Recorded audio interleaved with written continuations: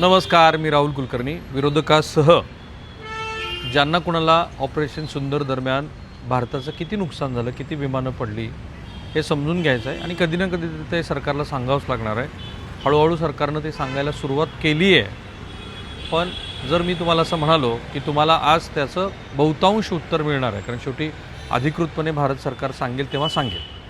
पण त्याचबरोबर चीनची जी कुरापत आहे ती कुरापत पण आपल्याला कळणार आहे. आणि म्हणून कायम जे जॉर्ज फर्नांडिसनी सांगितलं होतं की ह्या देशाला चीनपासून सगळ्यात मोठा धोका आहे. भारत आणि चीन दरम्यान 1962चं जे युद्ध झालं त्या युद्धासंदर्भामध्ये एस.एस.पी. थोरात जे त्यावेळेचे नॉर्दर्न कमांडचे लेफ्टनंट जनरल होते, त्यांनी जे पुस्तक लिहिले त्याच्यामध्ये कशी धोरणं चुकत गेली आणि चीन कसा विश्वासार्ह नाही हे ते वेळोवेळी कळवत होते. आत्ता पण एक अहवाल आहे माझ्या हातामध्ये, अमेरिकेच्या अर्थविषयक आणि संरक्षणविषयक समितीचा एक अहवाल दरवर्षी येत असतो. त्याच्यावरचे बरेचसे व्हिडिओ गेली अनेक वर्ष मी बनवतो आहे. आणि त्या व्हिडिओमध्ये चीननं ऑपरेशन सिंदूर दरम्यान राफेल ही फ्रेंच बनावटीचे विमान त्याची विक्री होऊ नये आणि भारताची नाचक्की व्हावी ह्यासाठी काय कुरापत केली, कशा पद्धतीचे AI मॉड्यूल्स वापरले त्याचे तपशील मी पहिल्यांदा सांगणार. आणि म्हणून ज्यांच्या मनात हे प्रश्न आहेत की ऑपरेशन सिंदूर दरम्यान काय काय नुकसान झालं, तर त्याची उत्तरं तुम्हाला अधिकृतपणे एका व्यवस्थित वेगळ्या एजन्सीकडून मिळणार आहेत. आणि चीनच्या कुरापतीचासुद्धा आज खुलासा होणार आहे. मी जसं म्हणालो तसे दोन अहवाल आहेत ते जे आपल्याशी निगडीत आहेत, ते चीनशी निगडीत असलेले. Chapter 2 US China security and foreign affairs year in review. चीनविषयक त्यांचं जे संरक्षण धोरण आहे आणि जे अर्थविषयक त्यांचं धोरण आहे, फॉरेन अफेअर्स विषयक चीनबद्दलचं धोरण आहे, त्याचा हा अहवाल आहे. साधारणपणे 55 पानाचा अहवाल आहे. त्याची एक्झिक्युटिव्ह समरी जी आहे, over the past year China has sought to present itself as a responsible world leader despite engaging in range of destabilising activities that have undermined global peace and security. America काय म्हणते, अरे आता Donald Trump यांच्या काळात ते म्हणते, ही खूपच interesting आहे की चीन स्वतःला एक रिस्पॉन्सिबल जागतिक लीडर म्हणतो आहे, पण तो अशा बारीक बारीक काड्या करत राहतो की ज्यामुळं जगातली शांतता भंग होईल.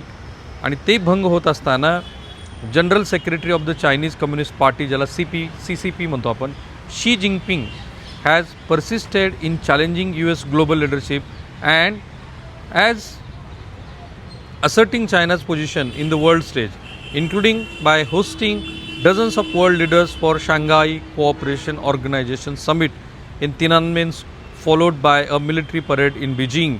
तुम्हाला माहिती आहे की आपल्या देशाचे पंतप्रधान, त्यानंतर व्लादिमीर पुतीन आणि मग शी जिनपिंग यांची एक एकत्रित फोटो ॲप पण आपण बघितलं होतं. आणि अमेरिकेच्या आत्ताच्या वाढत्या ह्या सगळ्या भारताविरोधातल्या टॅरिफ आणि नंतरच्या प्रो पाकिस्तान भूमिकेमुळं आपण असं म्हटलं होतं की हे एक नवीन अलायन्स येते. आणि ते बरोबर दुखत्या रगेवरती आपण बोट ठेवल्यासारखं झालं, कारण ज्या तिनानमेन स्क्वेअरबद्दलच्या ह्या वर्ल्ड समिटबद्दल आज ह्या रिपोर्टमध्ये बोललं गेलं आहे, त्यानंतरच अमेरिकेचा भाव कुठेतरी मवाळ व्हायला सुरुवात झाली.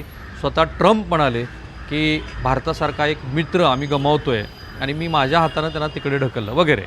अर्थात ट्रम्प आहेत ते सकाळी एक आणि संध्याकाळी आणि दुपारी एक ते बोलतात. पण हे महत्त्वाचं आहे, कारण हे जे वेगळे संरक्षणविषयक तज्ज्ञ, अर्थविषयक तज्ज्ञ आहेत ते हा अहवाल लिहित असतात. आणि मग पुढं ते असं म्हणतात, military China has also escalated it's use of grey zone tactics, coercive military, economic and influence operations short of war against Taiwan in South China Sea and around Japan's Shinkansen Island. Beyond its own border, Beijing has continued to stoke violence and instability by supplying dual-use goods to Russia and otherwise helping sustain its war against Ukraine. चीन काय करतं आहे, तायवानबरोबर पण त्यांचा संघर्ष सुरू आहे, जापानला पण ते डिस्टॅबिलाइज करण्याचा प्रयत्न करत आहेत आणि चीन रशियाला मदत करतं आहे युक्रेन युद्धाच्या दृष्टीनं. आता मी हे थोडीशी पार्श्वभूमी का सांगितली, कारण ह्या 55 पानामध्ये खूप सारे चीनविषयक त्यांचे संदर्भ आहेत, ते अमेरिकेच्या दृष्टिकोनात नाही. आपल्याला त्याच्याकडे फारसं लक्ष देण्याचं कारण नाही, कारण आपले जे संरक्षणविषयक तज्ज्ञ आहेत, जे विदेश नीतीचे तज्ज्ञ आहेत, ते त्याकडे बघतील. मला रस होता ते याच्यातल्या पृष्ठ क्रमांक 109 वरती जे लिहिलेलं आहे त्याच्यामध्ये. आणि त्याच्यामध्ये भारताबद्दल त्यांनी काय कृती केली ते लिहिलेलं असल्यामुळं चीन हा कसा अविश्वासू देश आहे, आपण सुद्धा आपल्या राष्ट्रीय हितासाठी चीनचा वापर कसा करून घ्यायला हवा एवढंच शिकायचं. आता मी तुम्हाला पूर्ण ऑपरेशन सिंदूर दरम्यान चीननं काय करामती केल्या आणि विरोधी पक्षसुद्धा त्याला कसे बळी पडले बघा. आपल्याकडे राफेलबद्दल खूप विचारलं गेलं, राफेलचं काय करायचं, मग त्याच्या सुरुवातीच्या खरेदी प्रक्रियेपासून त्या ऑपरेशन सिंदूरमध्ये कसं राफेल पडलं इथपर्यंत ते सगळं गेलं. आता तुम्हाला पहिल्यांदा कळेल की राफेलचं नेमकं झालं काय. कारण ते अमेरिकन एजन्सीनी फ्रेंचबरोबर कोऑर्डिनेट करून आपल्याला ह्या अहवालामध्ये लिहिलं आहे. आणि चीननं काय कुरापती काढलं. China opportunistically used Pakistan's military crisis to test and promotes its own defense capabilities. पाकिस्तानच्या मदतीनं आपली स्वतःची संरक्षण सिद्धता काय आहे हे चीननं तपासलं ऑपरेशन सिंदूरमध्ये. बघा, China's role in May 7 to 10, 2025 clash between Pakistan and India's military drew global attention as Pakistan's military relied upon Chinese weaponry and reportedly leveraged Chinese intelligence. चीननं शस्त्रही दिली आणि त्यांना जी काही इंटेलिजन्स द्यायचं होतं, माहिती द्यायची होती, ती पण दिली. During the clash triggered by the India's response to the deadly insurgent attack that killed 26 civilians in its contested Jammu and Kashmir region, both countries attacked targets further into the one another's territories than at any time in 50 years. 50 वर्षामध्ये पहिल्यांदा असं घडलं की दोन्ही देशांनी एकमेकांच्या आतमध्ये जाऊन हल्ले चढवले. The Indian army claim China help Pakistan with live inputs on Indian military position through out the crisis and effectively used the conflict as a testing ground for its own military capabilities. Pakistan denied these allegations and China neither confirmed nor denied its degree of involvement. भारताने म्हटलं की चीननं मदत केली, live inputs देत राहिली आणि मग पाकिस्तान नाही म्हटलं ते, पण चीननं काही त्याच्यात म्हटलंही नाही की होय केलं, म्हटलं नाही केलं असं म्हटलं आहे. जेव्हा ऑपरेशन सिंदूर होतं, आपली विमानं आकाशामध्ये होती, तेव्हा आपल्या विमानाच्या हालचाली, कोण कुठल्या पोझिशनला उभा आहे, लॅटिट्यूड, लॉंगिट्यूड, हे सगळं चीननं पाकिस्तानला दिलं. पुढं काय झालं बघ. China expanded it's military cooperation with Pakistan in 2025, compounding its own security tensions with India. In November and December 2024, China and Pakistan held the 3-week Warrior 8th counter-terrorism drills, and in February 2025, China's Navy participated in Pakistan multinational Aman drills, highlighting China's and Pakistan's growing defense cooperation. India's commentators viewed the drill as a loses in their relationship with China and its direct security threats to its territorial position. सतत पाकिस्तान बरोबर मिळून चीन वेगळ्या पद्धतीच्या लष्करी कवायती करत आहे आणि भारताचं असं मत आहे की हे भारताच्या हिताला बाधा आणणार आहे. आता काय झालं बघा. Pakistan's military success over India in its 4-day clash show cause Chinese weaponry. पाकिस्ताननं जे भारतावरती जे काही त्यांचं यश असेल ते चीनच्या मदतीनं मिळालेलं आहे. While characterisation of this conflict as a proxy war may overstate China's role as an instigator. Beijing opportunistically leveraged the conflict to test and advertise the sophistication of its weapon, useful in the context of its ongoing border tension with India and its expanding defense industry goal. चीननं काय केलं की ती जी आपली काही weaponry होती ती पाकिस्तानला दिली, त्याच्या मदतीनं त्यांनी हे दाखवायचा प्रयत्न केला की इतर कोणत्याहीपेक्षा आमची संरक्षण सिद्धता चांगली आहे, आमची शस्त्र चांगली आहेत. कारण भारत आणि चीनमध्ये संघर्ष आहे, हे त्यांना जगामध्ये जे त्यांची शस्त्र विकायची आहेत त्याच्यासाठी ते त्यांनी केलेलं आहे. आणि मग पुढं ते असं म्हणतात की as Pakistan's largest defence supplier, China provided approximately 82% of countries arms imports from 2019 to 2023. The clash was the first time China's modern weapon systems, including the HQ-9 air defense system, PL-15 air-to-air missile, and J-10 fighter aircraft were used in the active combat, serving as the real-world field experiment.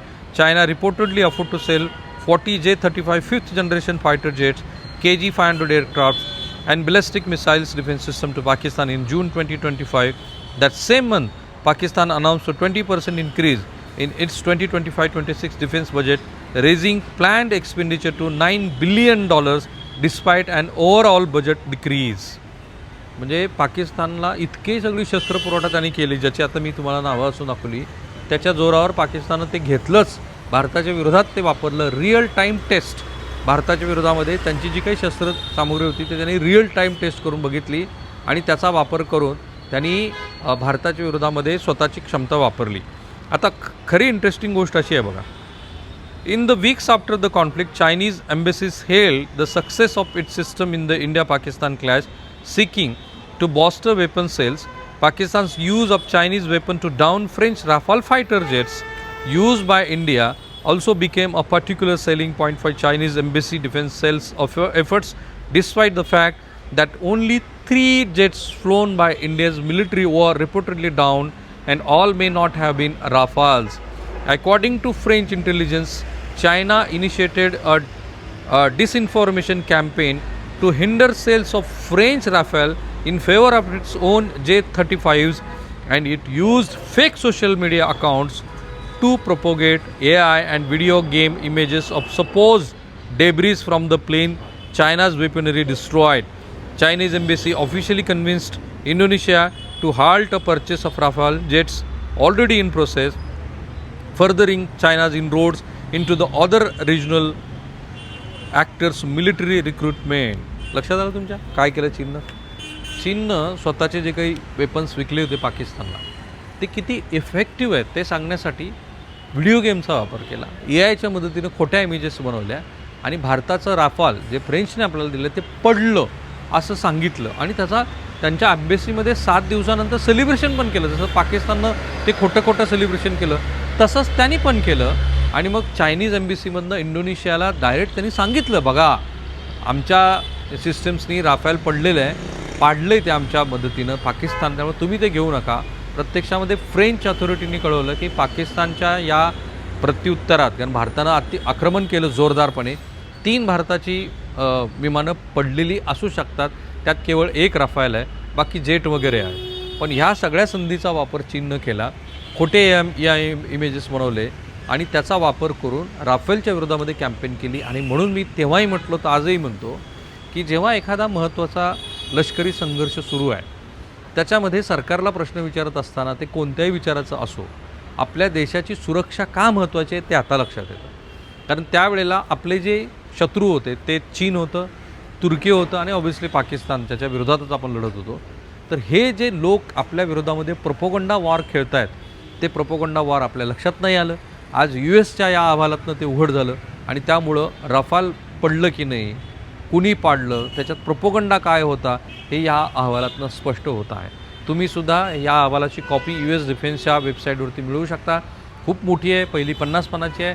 त्याच्यामध्ये अमेरिकेचं चीनविषयक धोरण काय आहे आणि चीनचं इतर देशाविषयक धोरण काय, असे 2 स्वतंत्र अहवाल तुम्हाला बघायला मिळतील. दरवर्षी मी ते वाचतो आणि त्यामुळे जग कळायला मदत होते. थांबूया आपण इथे.